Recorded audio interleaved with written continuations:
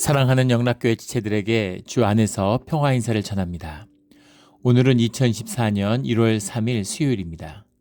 오늘의 묵상 본문은 사도행전 16장 1절로 40절까지의 말씀입니다. 오늘 본문 말씀 16장 1절부터의 말씀은 이렇게 시작합니다. 바울이 더베와 루스드라에게 이르매 거기 디모데라는 제자가 있으니 그 어머니는 믿는 유대 여자요 아버지는 헬라인이라. 디모데를 만나게 되는 거죠. 디모데는 우리가 잘 알고 있는 것처럼 바울 서신 교회에 보내는 9통의 바울의 편지 가운데 7번이나 그 디모데가 언급되고 있어요. 동역자라고 일생 가운데 바울과 함께하는 중요한 동역자를 얻게 되는 거죠. 영적인 아들과 같은 그 디모데와 만나게 되는 이야기입니다. 디모데는 어머니가 유대인이고 믿는 유대인, 그러니까 크리스찬이 된 유대인이라는 거죠. 아버지는 헬라인이었더라. 그래서 바울이 그를 데리고 떠나고자 할새 3절에 그 지역에 있는 유대인으로 말미암아 그를 데려다가 할례를 행하니, 바울의 기본적인 할례에 대한 입장은 할례는 마음에 받는 것이다. 이방인이 크리스찬이 되기 위해서 할례를 받을 필요가 없다는 입장이죠. 그러나 디모데를 유대인들을 의식해서 덕을 세우는 것이죠. 유대인들에게 책을 잡히지 않기 위해서. 유대인들은 아버지가 이방인이라도 어머니가 유대인이면 유대인이 됩니다. 보통은 이제 북의 사회 중심으로 돼 있으니까, 옛날 한국도 그랬죠. 아버지가 한국 사람이어야지만 그 자식을 한국인으로 인정했어요. 근데 그것이 사실은 어머니가 한국인인 게 더 중요하죠. 사실 그 영향이 훨씬 더 크기 때문에 아이를 키우는 게 엄마잖아요. 유대인들은 지혜가 있는 것이죠. 모계를 중시해요. 어머니가 유대인이냐 아니냐가 중요한 것입니다. 근데 그보다 더 중요한 것은 할례를 받지 않는 사람이었다는 거죠. 그런데 바울이 할례를 베풀므로써 그가 유대인에게 책을 잡히지 않는 그런 덕을 세우는 그런 일들을 행했다라는 것이죠. 이게 중요한 것이죠. 그 바울의 가르침이잖아요. 고린도서에도 나오는 그 우상 제물을 먹느냐 안 먹느냐, 먹고 안 먹고 중요하지 않다는 것이죠. 그러나 그런 것에 시험이 되는 사람이 있으면 먹지 않는 것이 좋다라는 거죠. 그것은 덕에 관한 것이지 무슨 신앙에 관련된 또는 무슨 모세의 율법을 지키는 그런 것이 신앙의 중심이 될 수 없다라는 것은 분명한 것입니다. 그래서 그 디모데를 세워서 같이 선교 여행을 떠나게 되는 것이죠. 이에 교회가 믿음이 굳건해지고 수가 날마다 늘어가니라. 그래서 사도행전에 나오는 표현이죠. 어떠한 사건을 경험할 때마다 또는 시련, 도전을 만날 때마다 그것을 이겨내면 그럼 교회가 더 굳건해지는 것이죠. 주님이 인도하는 길입니다. 믿음이 굳건해지고 하나님과 함께하면은 시험이 없는 줄 아는 분들이 계세요. 반대입니다. 점점 더 큰 시험이 오죠. 운동하는 분들, 믿음의 머슬이 커지는 거예요. 내가 100kg 들었는데 100kg를 넉넉히 들 수 있게 되면 이제 110kg, 120kg를 들어야죠. 120kg를 들면 150kg를 들어야 되는 것이고, 그렇게 근육이 커져가는 거죠. 그 근육이라는 게 이상해서 100kg를 들던 사람이 아무리 100kg를 들어도 근육이 안 는다는 거 아니에요? 근데 120kg를 끙끙거리면서 막 괴로워하면서 들 때 근육이 더 생겨난다는 겁니다. 그것처럼 도전을 통해서, 고난을 통해서 믿음이 자라가는 거죠. 늘 시험이 있어요. 그래서 시험이 있을 때 낙심하거나 시험이 있을 때 주저앉으면 또 돌아가서 다시 시작하는 겁니다. 주님은 급할 게 없죠. 영혼 가운데 계시는데 우리가 급하지 주님은 급하지 않으세요. 그래서 기다리시는 겁니다. 그리고 또 똑같은 고난을, 그 고난의 한 턱을 넘어가야 돼요. 그래서 교회에서 보면 가장 안타까운 것이 무엇이냐면 그 한 고비를 못 넘어가는 겁니다. 그래서 주저앉고 또 주춤해서 있다가 또 열심을 내다가 또 고난이 닥치면 주저앉고, 그래서 그걸 계속 맴도는 것이죠. 30년을 맴돌아도 40년을 맴돌아도 그 기간으로 뭔가 해결되지 않습니다. 믿음의 때에 그 고난을 한번 뛰어넘어야 돼요. 새벽 기도를 하는데 기도를 계속하다 어려운 일을 닥치죠. 낙심이 됩니다. 기도하고 싶지 않죠. 그런데 그럴 때, 기도할 때가 아닌 것 같은데 낙심했는데 실망했을 때, 그럴 때 기도의 자리에 나왔을 때 주님을 만나는 거죠. 그런데 안타까운 것은 기도 열심히 하시는 것 같았는데 또 무슨 일이 있으면 또 안 나와요. 몸이 안 좋으면 안 나오고, 뭐 사건이 있으면 안 나오고, 사고가 있으면 안 나오고, 그럼 또 주저앉고 무너져 내리는 거죠. 그러다가 이제 너무 영적으로 침체되고 어려우면 또 나와서 기도하는 겁니다. 그래서 계속 그걸 맴도는, 초등학교만 40년 다니는 것이죠. 그래서 그걸 뛰어넘으면, 그걸 한번 고비를 넘어가면 믿음으로, 그러면 믿음이 더 굳건해지고 또 교회가 성장해 가는 것입니다. 우리 이런 진실된 역사, 생명의 역사가 우리 몬트레 영락 공동체 가운데 함께하기를 주의 이름으로 축원합니다. 그래서 이 안디옥 교회 지금 이야기잖아요. 안디옥 교회에서 출발해서 새로운 복음의 말씀을 증거하러 떠나려는 것이죠. 6절에 성령이 아시아에서 말씀을 전하지 못하게 하시거늘 그들이 부르기아와 갈라디아 땅으로 다녀가. 이것이 이제 굉장히 신학적으로는 많은 논란이 있는 그런 말씀입니다. 그냥 묵상하다 보면 지나가게 되는데 아시아의 말씀을 전하지 못하게 하신다는 게 무슨 일이었을까라는 거죠. 이렇게 그냥 한마디로 적었기 때문에 정확히 어떻게 이것을 전하지 못하게 하셨는지는 알 수 없어요. 이것이 이제 세계사의 분수령이죠. 이때 아시아로 갔으면 성령이 아시아로 인도하셨으면 어떻게 됐을까 이런 생각이 듭니다. 역사의 축이 동쪽이 아니라 서쪽으로 돌았던 거죠. 그래서 유럽이 세계사의 중심의 무대가 됩니다. 이렇게 서쪽으로 쭉 돌아서 다시 이제 아시아로 오고 있죠. 그래서 아시아로 갔다면 어땠을까? 왜 아시아로 가는 걸 막았을까? 주님의 뜻이 무엇이었을까 하는 것을 정확히 헤아릴 수 없습니다. 여러 가지 추측을 하는데 또 뭐 굉장히 이제 인간적인 해석도 많아요. 지금 바울과 함께 떠나는 디모데와 또 함께 떠나는 이 사도행전의 저자인 누가가 빌립보 사람이잖아요. 거기서 이제 의수를 하던 사람이고 빌립보 출신이기 때문에 그래서 빌립보를 이제 가자고 또 익숙한 곳으로 인도했을 것이다. 뭐 이런 인간적인 해석도 있습니다. 뭐 그런 것도 배경으로 있을 수 있겠죠. 그러나 중요한 것은 성령의 인도하심이었다는 겁니다. 그래서 유럽의 역사를 싣고 세계 역사를 싣고 바울이 이 에게해를 건너서 새로운 역사의 문이 열리는 것이죠. 그래서 아마 바울도 상상도 못했을 거예요. 본인의 이 본인의 이런 소박한 전도 여행이 세계사의 흐름을 바꿀 것이라고는 아마 꿈도 못 꿨을 겁니다. 주님이 하시는 일이죠. 우리의 작은 순종이 주님께 받아들여지면 주님이 그것을 통해서 큰 주님의 일을 이루어 가시는 겁니다. 그래도 소중한 것이죠. 바울의 순종과 바울의 꿈과 바울의 소명과 이런 헌신이 없었다면 또 주님의 역사가 더 미루어졌겠죠. 물론 언젠간 주님 가운데서 이루어지시지만 그래서 하늘에서 이루어진 일이 땅에서 이루게 해달라고 우리가 헌신하고 기도하는 것이죠. 부르기아와 갈라디아 땅으로 다녀가라는 겁니다. 갈라디아서가 뒤에 쓰여지게 되는데 갈라디아서가 정확히 갈라디아에 있는 교회에게 당연히 쓰여진 것이겠는데 갈라디아 교회가 어디 있는 거냐라는 겁니다. 왜냐하면 갈라디아가 어떤 도시가 아니라 지역이기 때문에 아나톨리아 지역에 있는 북부의 지역도 있고 남쪽도 있습니다. 북쪽 갈라디아가 있고 남쪽 갈라디아가 있어요. 그런데 북쪽 갈라디아는 이 당시 로마 시대지만 이 셀틱이라고 하는 켈트족이라고 하죠. 셀틱들이 이렇게 남하에서 살고 있었습니다. 그 긴 얘기를 다 할 수는 없지만 동아시아에 있던 훈족이 흉노족이죠. 서진을 시작하면서 이 게르만족들이 연쇄적으로 이제 서진을 시작하게 되는 거예요. 그것이 결국은 로마 제국의 멸망으로까지 이어지죠. 서로마 제국에. 그런데 이 셀틱들이 남하해 가지고 중앙아시아에 있던 켈트족들이 남하해서 이 켈트족이 바로 이 아일랜드와 또 스코틀랜드에 살고 있는 이제 셀틱입니다. 켈트족들이죠. 그래서 켈트족들이 남하에서 아나톨리아 지역의 북쪽에 살고 있었어요. 그래서 그것을 북갈라디아라고 하고 원주민들이 원래 살고 있던 이것을 남갈라디아로 구분짓습니다. 그런데 갈라디아의 교회나 기독교의 영향이 대부분 남부 갈라디아에 있었을 것이다 라고 이야기하는 성서학자들이 많죠. 역사학자들이. 근데 북갈라디아에도 전해졌을 것이다. 아니라면 왜 갈라디아 땅이라고 썼을까라는 거죠. 근데 문제는 뭐냐면 갈라디아 땅에 복음이 선포됐거나 그곳에 교회가 있었다는 기록이나 유적이 전혀 없습니다. 그러면은 갈라디아 땅으로 다녀가라고 했는데 갈라디아 땅으로 가서 다녀가라고 돼 있으니까 거기서 복음을 선포했을 것이다. 부르기아 갈라디아 땅의 사역을 많이 증거했을 것이다 라고 주장하는 사람도 있어요.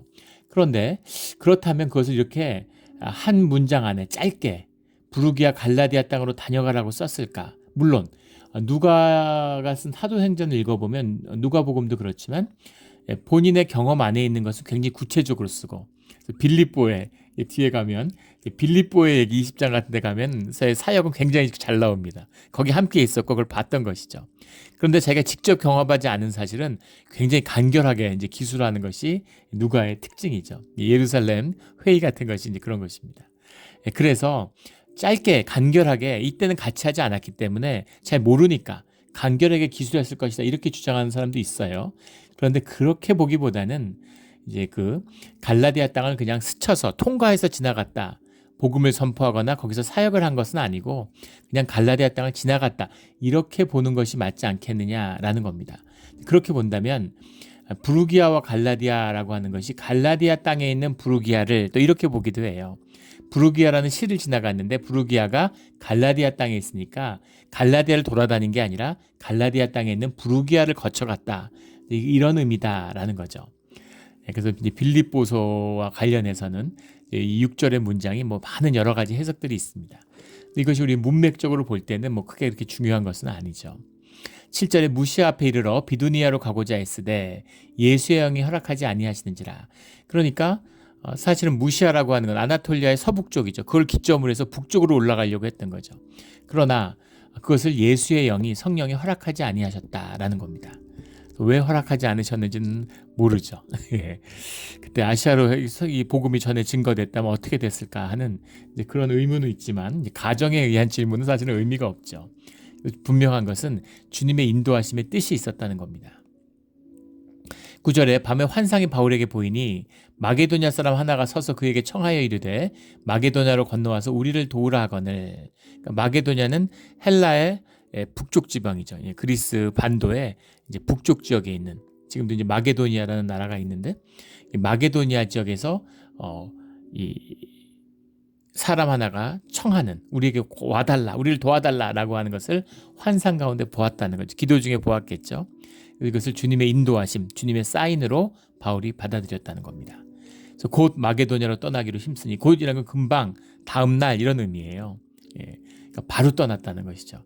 그러니까 바울이 영적으로 민감하고 주님께 순종하는 사람이었다라는 걸 볼 수 있는 겁니다. 생각하고 번민하고 판단하고 거기 가는 게 있을까, 가는 일정이 나올까 이런 게 없는 겁니다. 주님이 가라 그러니까 그것을 믿음으로 받아서 바로 떠났다는 거죠. 그래서 바울이 주님의 쓰임을, 큰 쓰임을 받게 된 이유겠죠. 이는 하나님이 저 사람들에게 복음을 전하라고 우리를 부르신 줄로 인정함이라라. 인정함이라는 게 신비바존이라는 말인데 결합하다 이런 말입니다. 말씀이 오니까 삶으로 결합됐다는 거죠. 살아야 말씀이에요. 우리가 그 근대 세례를 받아가지고 모더니즘의 세례를 받았죠. 그래서 사고하고 머리를 생각하고 의식적으로 무슨 그런 품고 이런 것을 믿음이라고 착각합니다. 믿음은 삶이죠. 삶이라고 하는 것은 진실을 말하는 겁니다. 내 진짜의 모습이라는 거예요. 삶이라는 걸 부부가 살아보면 남편이 어떤 사람인지 부인이 어떤 사람인지 알죠. 자식은 부모를 압니다. 왜냐하면 삶 속에는 진실이 있기 때문이죠.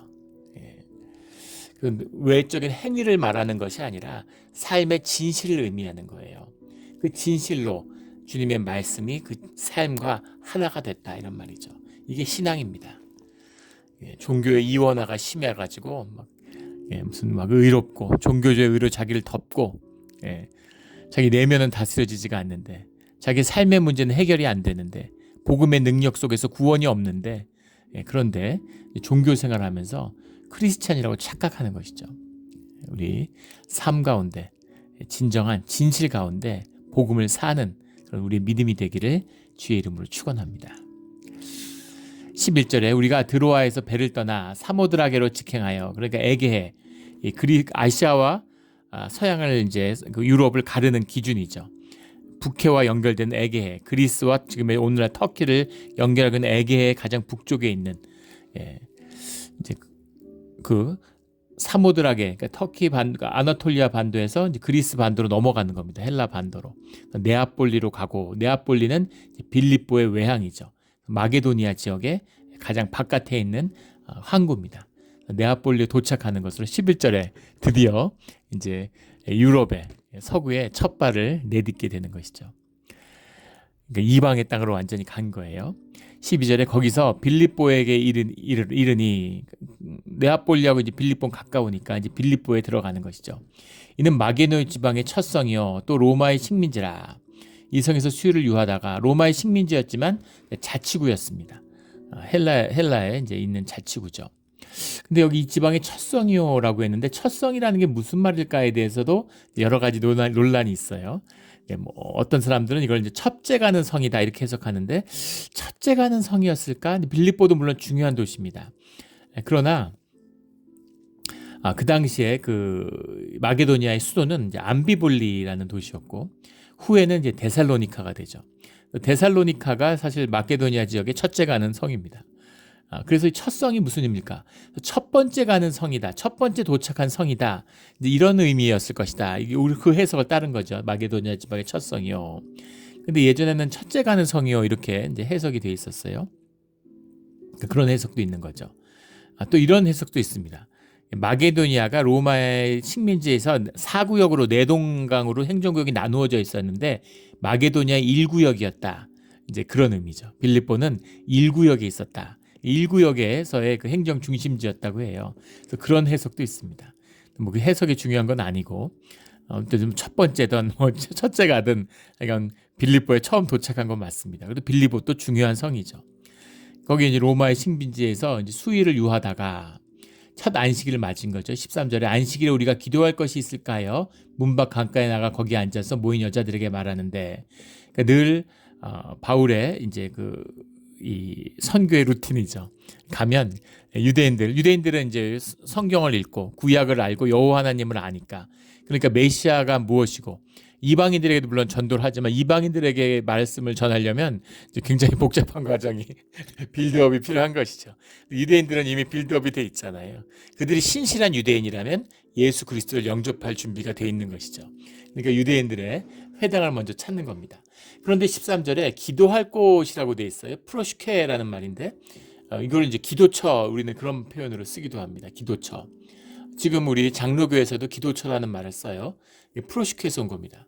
시나고게라고 할 때는 이제 회당을 유대인의 회당을 시나고게라는데 시나고게는 이제 보통은 120명이 돼야지 시나고게로 인정을 받고 랍비가 상주하고 있는 겁니다. 그럼 시나고게예요. 사실 회당 유대교에서 기독교가 초기에 이제 하나로 있다가 끊어져 나왔기 때문에 성전 유대교가 무너지고 뒤에 이제 유대교는 완전히 회당 유대교로 가게 되죠. 원래 기독교라는 건 유대교라는 건 이제 성전 중심이잖아요. 근데 주후 70년에 성전이 완전히 무너진 다음엔 회당 중심의 유대교로 가게 되는 것이죠. 근데 이 회당 유대교와 오늘날 이 개신교가 굉장히 흡사합니다. 뭐 거의 80-90%는 같다고 할 만큼 예배 형식이나 어떤 교회 운영, 성경 공부하는 걸 굉장히 흡사한 게 많아요. 개신교가 물론 유대교에서 이제 본부하던 것입니다. 본따온 것이죠. 회당이라고 하는 것은 이제 랍비가 있고 120명, 기도처라는 것은 랍비는 없는데 10명 이상이 되는 랍비를 청할 수 있는 그런 규모는 되지 않지만 거기에 어쨌든 그런 여호와의 믿음을 가진 사람들이 10명 정도 이상 모이면 그것을 프로슈케라고 해서 기도처라고 불렀습니다. 오늘 이제 장로교에서 이걸 그대로 채용하고 있잖아요. 근데 교회라고 하면은 이제 목사가 있는 거죠. 목사가 파송을 받아서 노회에서 그래서 목사를 청빙할 수 있으면 교회인 겁니다. 근데 사람들이 모여는 있는데 이런 목회자를 따로 청빙할 만한 이제 그런 준비가 안 된 거죠. 그럴 만한 역량이 없는 겁니다. 그런 걸 이제 기도처라고 부르죠. 우리 코로나를 겪으면서 유럽 노회, 우리 총회 유럽 노회가 노회로 유지될 수 있느냐 이제 이런 거에 대한 논란이 총회에서 상당히 이제 심각하게 있었어요. 그래서 처음에 노회주의를 박탈했다가 왜냐하면 대부분의 교회들이 다 기도처로 이렇게 내려왔기 때문입니다. 교회를 유지할 수가 없어요. 목회자를 서포트할 수가 없습니다. 그래서 전부 다 기도처가 된 거예요. 그래서 이제 규정이 있잖아요. 이렇게. 그래가지고 이제 그것이 이 노회 기능, 교회가 없기 때문에 노회를 유지할 수 없다. 이래서 이제 시찰로 노회 밑에 있는 유럽 시찰로 내려왔다가 이제 다시 유럽 노회로 복귀되는 일이 있었습니다. 목회자를 모시지 못하는 것을 이제 기도처라고 하는데 여기서 나온 것이죠. 프로슈케에서 온 겁니다. 기도할 곳 그냥 기도할 만한 곳이 있나 이런 의미가 아니라 여기가 회당이 있었으면 회당을 찾아갔겠죠. 근데 회당은 없었던 것 같아요. 그러니까 기도처가 있는가라고 이제 수소문을 하는 거죠. 거기 앉아서 모인 여자들에게 물어보는데 지금도 그렇지만 이 회당도 그렇고 기도처도 그렇고 어디나 여성들이 중심이 되죠. 여성들이 영이 열려 있고 그래서 또 훨씬 더 연합이 잘 되고 그러니까 이런 공동체 운동 같은 걸 하면 여성들이 되게 이제 중심이 되는 것이 일반적이죠. 여성들에게 모여 있으니까 가서 여기 혹시 기도처가 있냐 이렇게 물어본 겁니다. 14절에 두아디라시아에 있는 자색 옷감 장사로서 하나님을 섬기는 루디아라는 한 여자가 말을 듣고 있을 때 주께서 그 마음을 열어 바울의 말을 따르게 하신지라. 그래서 여기서 루디아를 만나게 됩니다. 루디아도 이제 그 초기 기독교 역사에서 굉장히 중요한 사역자죠. 루디아가 누구냐에 대한 것도 뭐 여러 얘기가 있습니다. 여기 두아디라시라는 데서 자색 옷감 장사였다. 그러니까 사업을 하는 거고, 이 시대의 옷감 장사라고 하는 것은 염색을 하는 거죠. 오늘날의 반도체하고 비슷한 거예요. 예. 그 사람은 수원에서 그 지금 뭐 이 미국에 와 있는데 예. 그 사람은 수원 사람이었는데 반도체를 만들던 사람이다. 이제 이런 겁니다.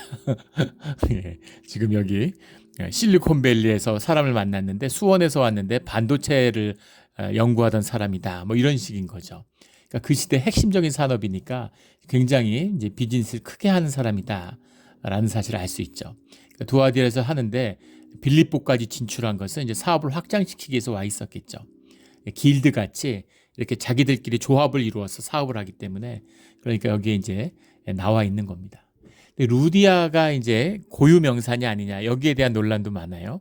루디아가 개인의 이름이었을 것이다. 이렇게 보는 입장도 있고 루디아 사람이다. 루디아 지역이라는 것이 이제 옷감 산업이 발달했기 때문에 시작된 곳이니까 루디아 출신 옷감 장사하는 여인을 다 루디아의 여인이라고 불렀을 것이다. 이런 해석도 있습니다.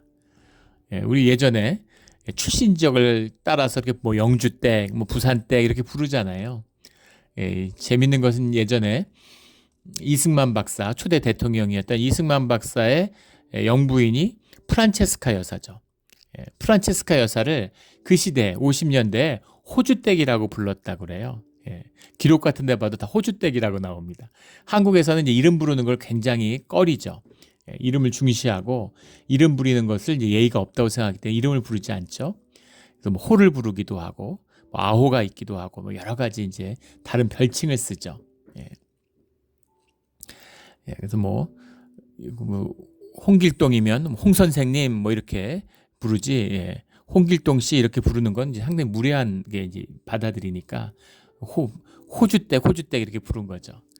왜 호주댁이라고 불렀을까 했는데 프란체스카 여사의 이제 고향이 오스트리아죠. 유럽의 오스트리아입니다. 독일하고 스위스 옆에 있는. 근데 오스트리아하고 오스트레일리아하고 헷갈린 거죠. 그래서 오스트레일리아인 줄 알고 호주댁이라고 불렀는데 오스트리아는 그때 이제 생경한 나라니까. 근데 그게 이제 굳어져 가지고 다 호주댁이라고 불렀다는 거예요.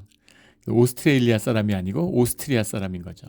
그런 것처럼 루디아라고 부르는 건 루디아 사람, 루디아 여자 이런 의미였을 것이다. 뭐 그런 해석도 있습니다. 근데 빌립보서 4장에 가면 참으로 나와 멍에를 같이 한 자다 이렇게 이야기하죠. 그러니까 바울의 사역 가운데 일생의 이제 그 선교의 사역 가운데 크게 협력했던 동역자를 만나게 되는 거죠. 주님의 믿음 가운데 있으면 주님이 동역자들을 만나게 해주세요. 믿음의 동료들을 세워주십니다. 주님이 인도하시는 길이에요. 15절에 그와 그 집이 다 세례를 받고 우리에게 청하여 이르되 만일 나를 주 믿는 자로 알거든 내 집에 들어와 유하라 하고 강권하여 머물게 하니라. 주께서 그 마음을 열어 그가의 말을 듣고 있을 때 듣고 있는다라는 게 이제 그릭 문법으로 미완료 형태인데 미완료라는 게 행동의 반복을 의미하는 겁니다. 처음에 말씀을 듣고 그렇구나 그게 아니라 말씀을 듣고 또 말씀을 듣고 그러니까 기도처에 모여 있는 사람들이고 또 그 믿음에 대해서 알고 있는 사람들이니까 가서 이제 이렇게 계속 복음의 말씀을 나누니까 마음이 열린 거죠. 그래서 그 마음을 이제 말씀을 영접하게 된 겁니다. 그래서 다 세례를 받고 크리스찬들이 됐다는 것이죠. 내 집에 들어와서 이방인인데 유대교를 받아들인 사람들인데 이제 기독교를 개종을 하게 된 거죠. 그래서 개종이란 말이 좀 이상하지만 들어와서 유하라 하고 강권하여 머물게 하니라. 우리 집에 꼭 머물러라. 날 정말 믿는 사람이고 한 식구로 가족으로 하늘 가족으로 받아들였다면 우리 집에 있어야 된다. 사실 있을 곳이 마땅치 않았을 텐데 이렇게 강권하여 머물게 사양했겠죠. 또 루디아가 여인이니까 남자들이 그 집에 가 산다는 게 또 어떨까 아마 이런 게 좀 경계되는 게 있었겠죠. 근데 강권에서 머물게 하니까 얼마나 감사했겠습니까? 그래서 거기서 이제 형제 함께 또 이제 교회가 시작되는 것이죠. 16절에 우리가 기도하는 곳에 가다가 그러니까 매일 그 기도처에 나가는데 그 사역의 이 거점이죠. 근데 점치는 귀신 들린 여종 하나를 만나니 점치는 귀신이라는 게 푸나우마, 푸토나라고 되어 있는데 푸나우마라는 게 영이고 스피릿 이런 거죠. 푸토나라는 말이 이제 이 뱀을 말하는 겁니다. 영어의 파이톤이라는 게 여기서 나왔죠. 파이톤이라는 게 뱀이잖아요. 큰 구렁이 같은 건데. 근데 이제 그 신화에 보면 그 아폴로 신전에서 그 신탁을 지키는 뭐 용이라고 해도 되고 뱀이라고 해도 되는데 그 신전에 아폴로의 신탁을 지키는 그 신전의 지킴이 수호신 이것이 이제 푸토나입니다. 푸토나라고 하는 것은 또 복화술사라는 뜻도 들어있어요. 입 다물고 이렇게 말하는 사람들 있잖아요. 인형 같은 거 입에 끼고 그 복화술사를 푸토나라고 합니다. 그러니까 뭔지 느낌이 오시죠? 예. 이 귀신의 영, 뱀의 영을 받아가지고 이제 막 이 예언도 하고 막 점술도 보고 점도 치고 막 이러는 거죠. 그래서 그 푸토나의 귀신, 뱀의 귀신이 들린 여종이 있었다는 겁니다. 그러니까 주인들이 있는데 점을 쳐주니까 그러니까 이제 해가지고 융성한 대접도 받고 돈도 많이 벌고 이러는 거죠. 사람들이 이제 살다 보면 알잖아요. 열심히 살다 보면 이 현상 세계 뒤편에 본질의 세계, 보이지 않는 하지만 이 세상을 주관하는 그런 흐름이 있다는 걸 느끼죠. 예전에 저희 친척 가운데 조도사라는 분이 있었어요. 도사입니다. 점치고 뭐 지관, 땅들도 이렇게 묘 같은 것도 봐주고 사주 같은 것도 봐주고 뭐 이런 분이에요. 근데 그분이 어렸을 때 제가 들었던 얘기 중에 이제 재밌는 기억이 나는데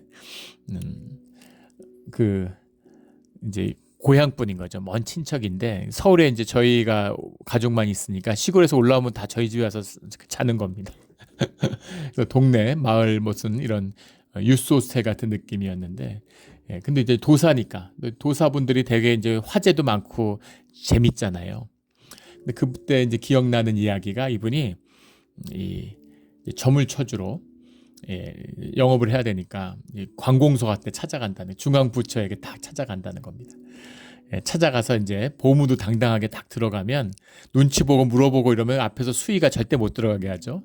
근데 마치 약속이 있는 것처럼 당당하게 이렇게 딱 걸어 들어가면 높은 사람이고 뭐 약속 있어 왔나 보다 그러고 제지를 안 한대요.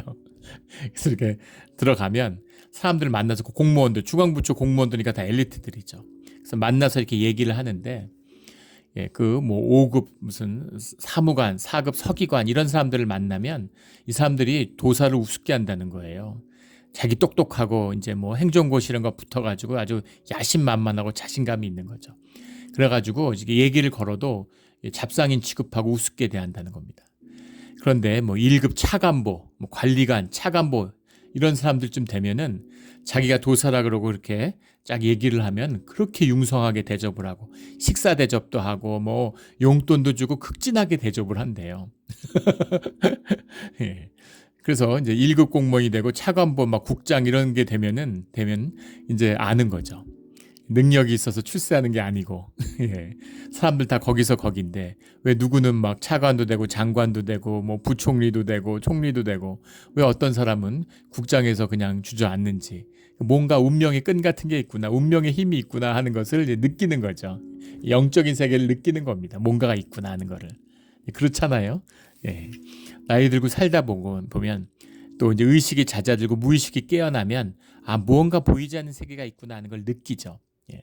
그러면 아주 극진히 자기가 무덤을 잘못 썼는지 뭐가 문제인지 집터가 잘못됐는지 하여간 유심히 막 물어보고 자꾸 이제 이야기하고 이러던 얘기를 들었어요. 그러니까 이게 이제 여종인데 그러니까 지금 얼마나 그 미약한 신분입니까? 하지만 뱀 귀신이 들어와가지고 막 점을 쳐주니까 그러니까 이제 그걸로 큰 부를 얻는 거죠. 그 주인들이. 얼마나 귀한 존재였겠습니까? 근데 그가 바울과 우리를 따라와 우리라는 표현이 나와요. 20장에 나가도 우리라는 표현이 나오는데 우리는 누구겠습니까? 바울과 실라와 디모데와 누가죠.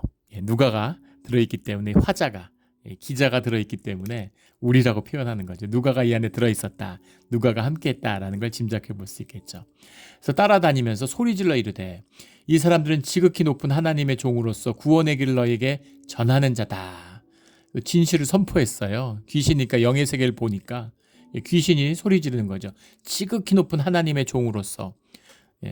귀신도 하나님의 통치 안에 있는 거죠. 마귀도 마찬가지입니다. 우리가 뭐 인터세션 이런 거 하면은 영적 전쟁, 이러면 하나님이 무슨 귀신이나 그 대적들하고 싸우는 줄 아는 사람들이 있습니다. 완전히 잘못된, 하나님은 누구하고도 싸우지 않아요. 누가 하나님께 맞습니까? 우리 욥기 처음에 저도 그렇게 알았어요. 근데 처음에 교회 다니면서 욥기를 읽는데 큰 충격을 받았습니다. 마귀가 주님 앞에 와서 보고도 하고 회의도 하잖아요. 그래서 이건 뭔가 도대체. 마귀도 우리 여러 번 얘기 드렸죠. 우리 훈련소의 악마 조교 이런 겁니다. 인간의 성육을 위해서 하나님의 쓰임을 받는 그런 조교 같은 역할을 하는 그런 존재다라는 거죠. 하지만 더러운 존재고 또 주님의 일이 이루어지는 것을 방해하는 존재인 것도 맞습니다. 인간에게는 정말 악한 존재죠. 그런데 그 귀신이 와서 영이니까 주님을 얼마나 잘 알겠습니까? 그러니까 높은 하나님의 종으로서 구원의 길을 너희에게 전하는 자다. 이렇게 선포하는 거죠. 18절에 이같이 여러 날을 하는지라 바울이 심히 괴로워하여. 왜 바울은 심히 괴로웠을까? 괴로운 이유가 뭘까? 이제 여러 가지 추측을 있습니다. 여러 날, 왜 처음 날 쫓지 않고 여러 날이 있었을까? 처음에는 맞는 날이니까 놔뒀을 수도 있고, 또 영향력이 있는 이 푸토나의 귀신이 들린 이 여종이 이렇게 선포하니까 또 사람들이 주목을 듣고, 아니 그 여종보다 더 뭔가 신령한가 보다, 그래서 뭔가 도움이 될까 이렇게 생각했을는지도 모르죠. 인간적인 해석이죠. 그런데 이 본질은 무엇입니까? 존귀한 하나님의 말씀과 그리스도를 선포하는데 그게 귀신 들린 이 여종의 입으로 이게 돼서 되겠어요? 이게 말이 안 되는 거죠. 또 바울이 보기에 이 여종이 얼마나 불쌍했겠습니까? 사람이 존귀함으로 삶이 피어나야 되는데 귀신 들려가지고 이게 무슨 가마우지도 아니고 사람 돈 끌어모으는 주인들의 그 악한 그 멍에를 묶여서 그 살아가는 것을 보니까 고통스러웠겠죠. 안쓰럽기도 하고, 또 이것이 덕이 되지 않고 오히려 하나님의 이름을 더럽히는, 그렇게 받아들여졌겠죠. 그래서 바울이 심히 괴로워하여 돌이켜 그 귀신에게 이르되 예수 그리스도 이름으로 내가 명하노니 그에게서 나오라 하니 귀신이 즉시 나오니라. 귀신을 다스리는 권세가 주님이 주신 성령의 권세죠. 그래서 믿는 자들에게는 이 능력이 함께합니다. 그래서 귀신을 쫓는 것이죠. 세상에 무엇을 가졌다고 어떤 세상의 권세라도 할 수 없는 일이에요. 그러나 예수 그리스도 이름을 가진 자는 귀신을 쫓는 것입니다. 귀신을 떠나가게 하는 거죠. 그리고 여기에는 비밀이 들어있죠. 이 여종의 이야기입니다. 이 여종이 이 빌립보 교회의 중요한 일원이겠죠. 이 누가 복음을, 사도행전을 읽고 있는 시점에서는 누가 읽어도 이 여종이 누군지를, 우리 그 한국에 있을 때 교회 권사님이 계신데 그 지역의 유명한 무당이셨어요. 무당이어가지고 그 점을 잘 치고 용하다고 소문난 분이었는데 주님을 영접하고 무당을 그만두고 크리스찬이 되셨습니다. 그 권사님이 세상에 교회 다니는 게 제일 쉽다고 매일 새벽 기도를 나오시는데, 무당일 때는 매일 새벽에 일어나서 찬물로 몸을 씻고 야외에서 기도를 하셨대요. 상상이 안 되죠. 그런데 교회에 이렇게 따뜻하게 난방 켜놓고 그리고 앉아가지고 기도하고 이러니까 너무 이렇게 주님을 섬겨도 되나 이런 마음이 든다고 그런 말씀을 들었던 게 인상에 남습니다. 기억에 남는데 이제 그런 것이죠. 그래서 그 무당 출신 권사님, 그 권사님 이러면 다 알죠. 그런 것처럼 만약에 이 여종이 귀신을 쫓았는데 나중에 또 귀신 들려가지고 귀신 들린 여종으로 삶을 마감했다. 그러면 사도행전에 이 이야기가 나올 리가 없죠. 은혜의 이야기입니다. 모두가 세워지는 이야기예요. 이 여종이 후에 기독교의 공동체의 중요한 일원이 됐고, 이 사건이 모두가 기억하는 은혜의 사건이라는 사실을 행간에 담고 있는 거죠. 그래서 여종의 주인들은 자기의 수익과 소망이 끊어진 것을 보고 바울과 실라를 붙잡아 장터 관리들에게 끌고 갔다가, 그러니까 얼마나 열받겠어요. 그 종 때문에 큰 돈을 벌었는데 이제 돈을 못 벌게 되니까. 돈의 문제가 얽히면 사람들이 굉장히 진지해지죠. 돈이 삶의 중심이기 때문에 딴 거에는 굉장히 사람들이 여유 있고 호의로운 것 같아도 돈 문제가 나오면 빡빡해지고 인색해지는 겁니다. 이게 돈에 지배받는 삶의 특징이에요. 교회를 다녀도 마찬가지입니다. 돈이 삶의 중심인 사람은 인색해요. 베풀지 않습니다. 온갖 좋은 말을 하고 온갖 얘기를 해도 베풀지 못해요. 돈이 중심인 사람의 특징은 점점 삶이 메마르는 겁니다. 이게 돈의 영적 권세예요. 예. 부자고 돈 많으면은 무슨 뭐 이렇게 막 베풀고 그럴 것 같습니까? 절대 그렇지 않죠. 주님이 중심인 사람, 은혜가 삶의 중심인 사람은 베풀어요. 나눕니다. 풍성해요. 예, 다른 사람이 어유 저래도 되나 싶을 정도로 나누는데 풍성하게 나눌수록 풍성히 채우는 주님이 함께하기 때문에 나눌 수 있는 것이죠. 받은 은혜가 크기 때문에 나눌 수 있는 거죠. 근데 아닌 사람은 점점 더 인색해집니다. 예, 스크루지 되는 거죠. 예, 점점 더 인색해져요. 이게 돈을 중심으로 살아가는 사람의 특징이에요. 그러니까 이제 자기들 돈에 대한 소망, 수익이 주니까 열이 받은 거죠. 그래서 바울과 실라를 죽이려고 그러는 겁니다. 이게 돈에 붙들리고 돈을 섬기는 사람들의 특징이죠. 20절에 상관들 앞에 데리고 가서 말하되 사람들이 유대인에게 우리 성을 심히 요란하게 하여 로마 사람 우리가 받지도 못하고 행하지도 못할 풍습을 전하한다 하거늘.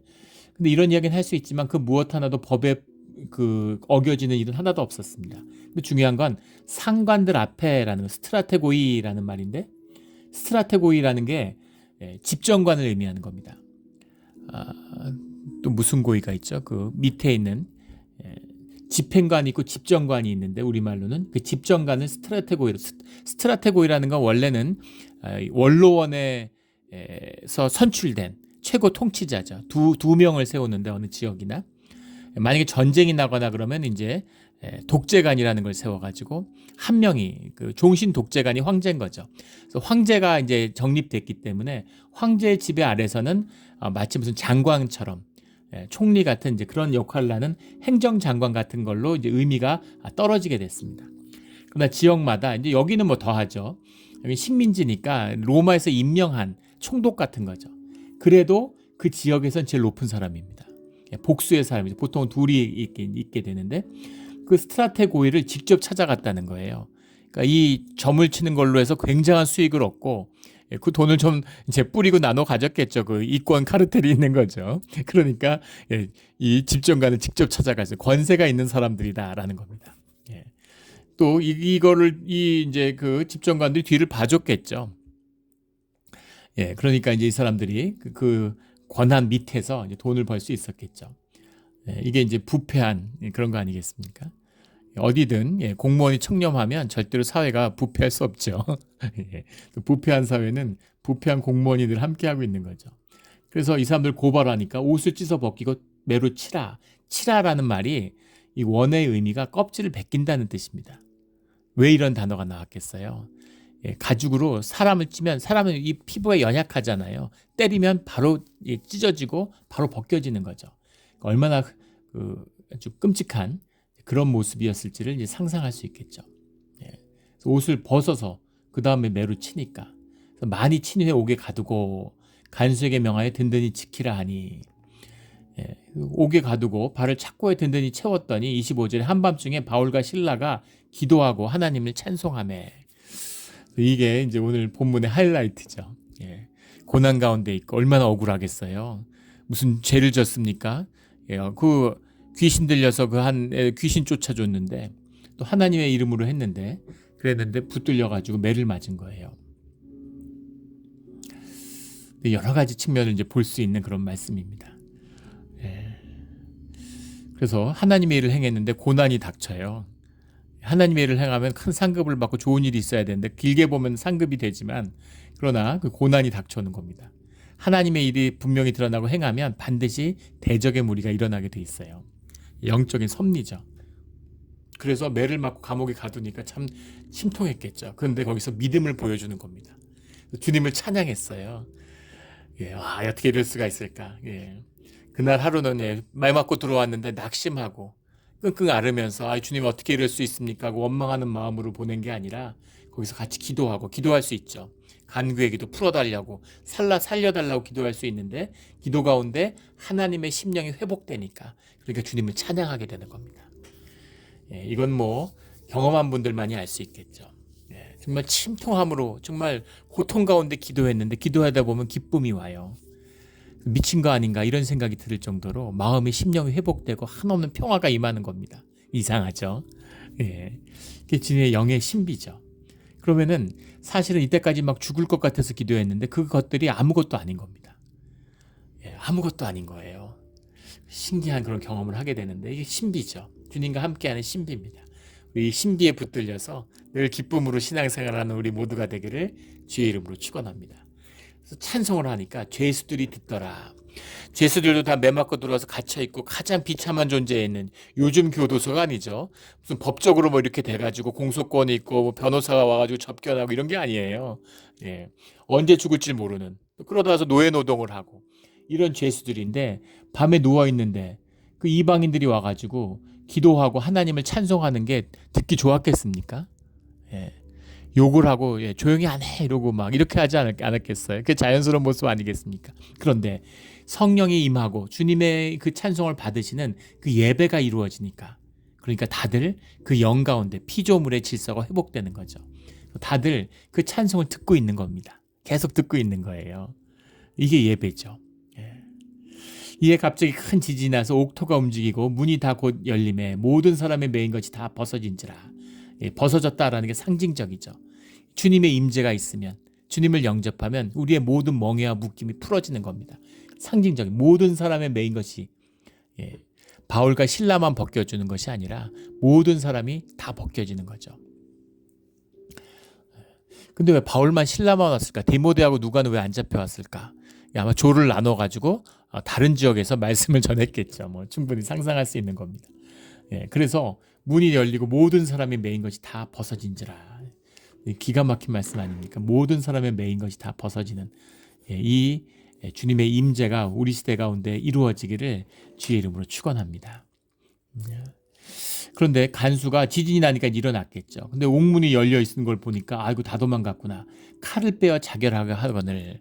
그러니까 죄수가 도망가면 그 죄수의 이 형기를 간수한테 주었다고 그래요. 물렸다고 합니다. 로마법에 보면. 그러니까 그 책임을 어쨌든 져야 되니까 스스로 칼을 빼서 자기의 목숨을 대가로 치르려고 했다는 거죠. 왜 그랬을까? 책임감이 강해서 그랬을까? 이제 그런 게 아니죠.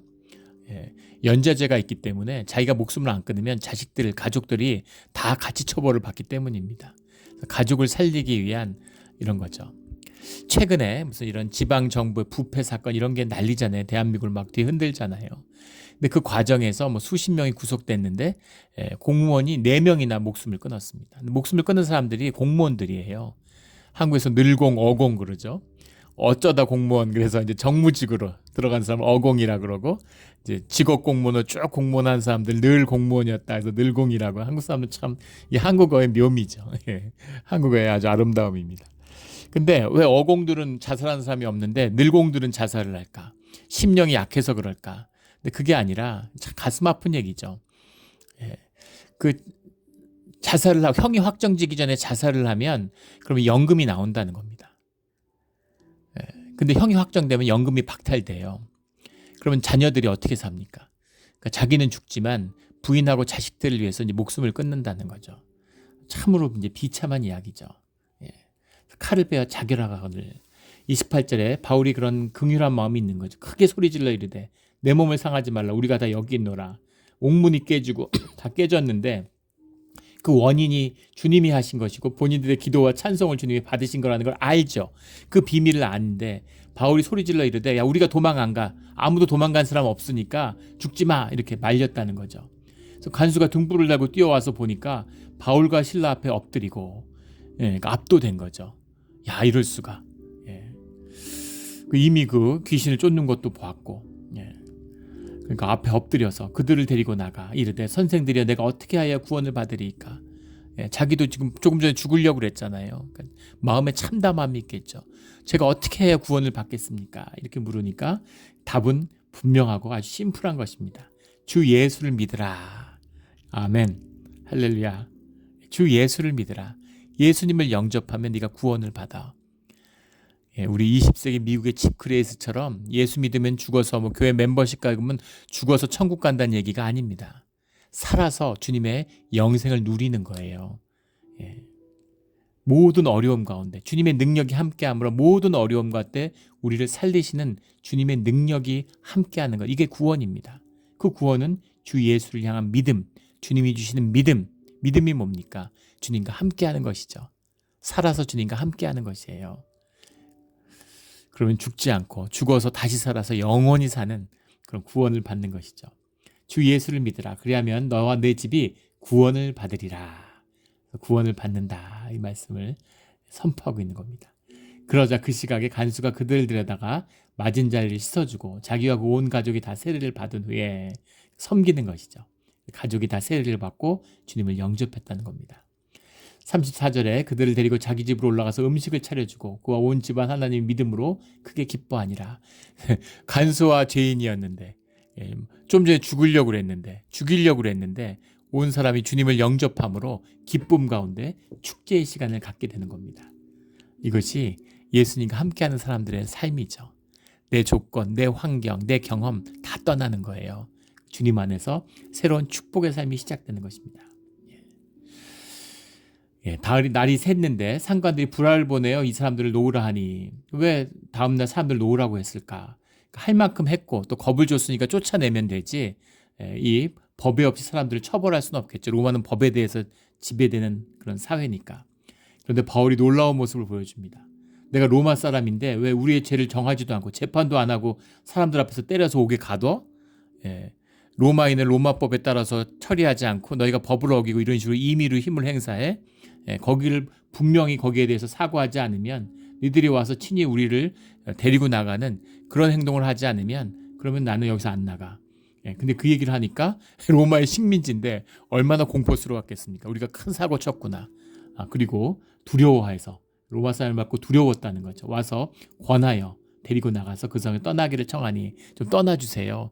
우리 성 괴롭히지 말고, 이런 거죠. 우리 입장도 있으니까. 또 그 여종의 주인들한테 뭐 그런 관계가 있을 거 아니에요. 그러니까 좀 떠나달라고 한국이 부탁하는 거죠. 자, 그렇다면 왜 처음부터 붙잡아 갔을 때, 때리려고 할 때 로마 시민이라고 하지, 그리고 자기를 보호하지, 왜 거기서 매를 맞고 이제 와서 로마의 시민이니까 너희들 다 오라고 그랬을까? 그것도 의문이죠. 그러니까 일어나는 모든 일들을 주님의 뜻으로 받아들이고 순종하는 것이죠. 내가 억울함을 내가 풀고 내가 매를 안 맞기 위해 행동하는 게 아니라 주님의 뜻, 주님의 복음 전파의 사역을 어떻게 이룰 수 있을까라는 것에 온전히 순종하는 거죠. 흐르는 물에 몸을 던지는 것입니다. 말이 쉽지 이걸 누가 할 수 있겠습니까? 성령에 붙들리지 않으면, 성령이 힘을 주시지 않으면 누구도 할 수 없는 일이죠. 그래서 바울이 주님과 함께하는, 주님의 길을 가는, 성령의 인도하심을 받는 자였다라는 것을 보게 되는 것이죠. 그러면 왜 이제 와서 떠나는 마당에 일 다 끝났는데 떠나면 되지, 이 이야기를 했을까? 왜 했을까요?